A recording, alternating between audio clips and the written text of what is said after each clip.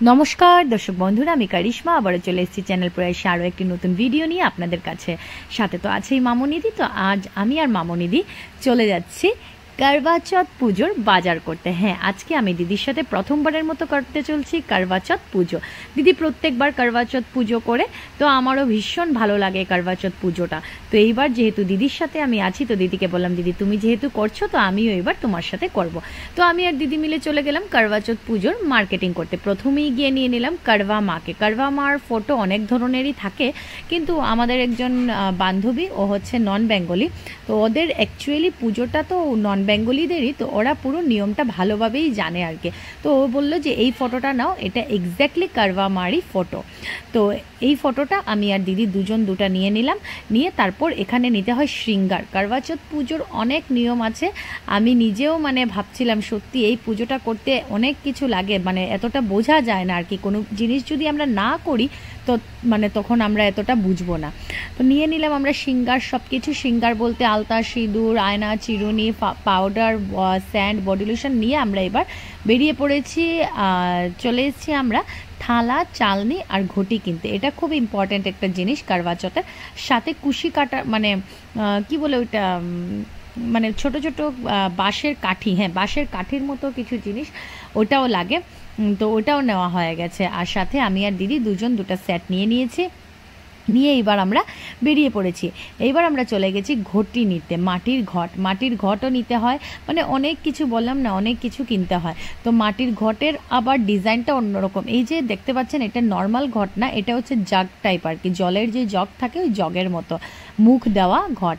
তো এটা নিয়ে নিয়েছি, আমি একটা নিয়েছি, দিদি একটা নিয়েছে, মানে সেম দুটা সেট নিতে হয় আর কি। তো দুটা সেট আমরা নিয়ে নিয়েছি।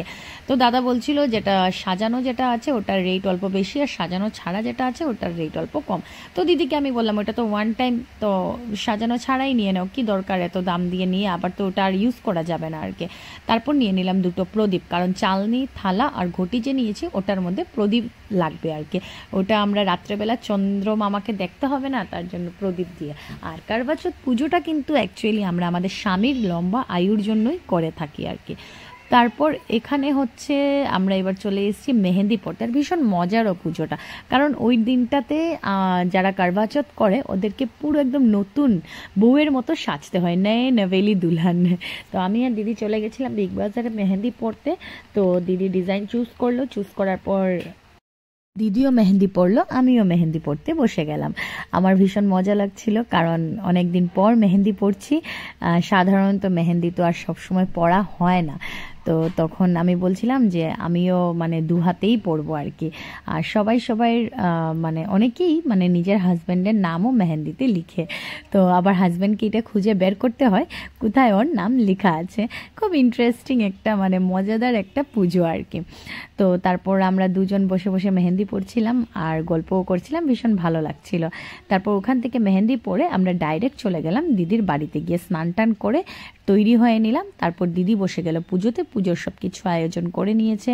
এই যে দেখতে পাচ্ছেন ঘট টট বসিয়ে, ঘটের মধ্যে জল দেওয়া হয়েছে, চাল দেওয়া হয়েছে, ফল, মিষ্টি, তারপর যা যা আমরা কিনে এনেছিলাম শৃঙ্গারের মধ্যে যা যা ছিল ও সব কিছু দেওয়া হয়েছে। হলদি নেওয়া হয়েছে, সিঁদুর নেওয়া হয়েছে, মলি সুতো নেওয়া হয়েছে, সব কিছু নেওয়া হয়েছে। মলি সুতোটা হচ্ছে অ্যাকচুয়ালি বস্ত্র, যে কোনো পুজোতে বস্ত্র দান করতে হয়, সবসময় আমাদের পক্ষে সম্ভব হয়ে ওঠে না বস্ত্র দেওয়া, বা বস্ত্র আমরা দিয়ে থাকি না। তো মলি সুতোটা দিলে এটা বস্ত্র দেওয়ার সমান হয়ে যায়। তারপর এটা মানে এই পুজোটা অনেকটা মানে কি বলবো, নিয়ম মেনে করতে হয় আর কি। পুরো দিন আমরা এক ফোঁটা জলও খাইনি। তো আমাদের সাথে ছিল আমাদের একজন বৌদিমণি, আমরা তিনজন মিলেই পুজোটা করলাম। তারপর পুজো করে আমরা ডাইরেক্ট চলে গেলাম ছাদের উপরে গিয়ে চন্দ্রমামাকে দেখলাম। দেখে তারপর আমরা আমাদের মানে এই যে হচ্ছে, এটা হচ্ছে আমাদের থালা, এই থালাটা আমরা পুরো তৈরি করে আমরা চলে গেছিলাম। এই যে দেখতে পাচ্ছেন ছাদের উপর আমরা তিনজন মিলে ওইখানে গিয়ে আমরা এই যে চন্দ্রমামাকে দেখলাম। চন্দ্রমামাকে দেখে তারপর এই চালনি দিয়ে যার স্বামীর ফেসটা দেখতে হয়, চেহারাটা দেখে তারপর জল খেলাম, খেয়ে ব্রতটা এখানেই শেষ।